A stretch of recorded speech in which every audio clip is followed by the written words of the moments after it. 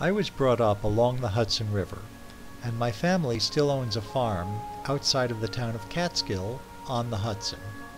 This is the farm as seen from the wetlands on the Hudson River. And it's right across the river from Olana, where Frederick Church, the Hudson River School painter, built his castle. And this is his property across the river looking to the Catskill Mountains. It was here that the American landscape had its beginnings, and some of the artists who went west with the Geological Survey to explore the Rockies and further got their start in the Catskills as part of the Hudson River School of Painting. In the fall of 1998, when we returned from Israel to live in the United States, we had not seen a temperate autumn for many years.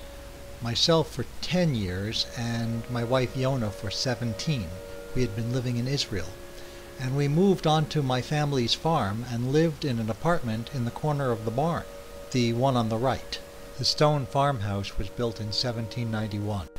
The Iroquois and then the Dutch and then the English settled this area, and they're all still there. This is Catskill Falls, a well-known site. It was painted as early as 1826 by Thomas Cole, one of the early painters of the Hudson River School, and this is his version of it.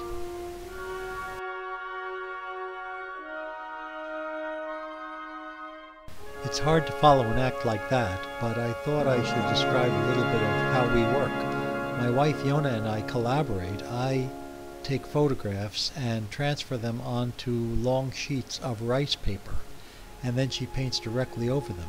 Here is a portion where she did not paint the birch, and you can see the underlying photograph.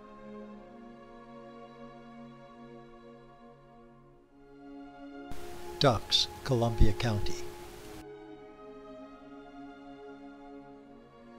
The word Catskill is almost synonymous with resort hotels, and that industry has been going on for well over 100 years, and small guest houses dot the entire area.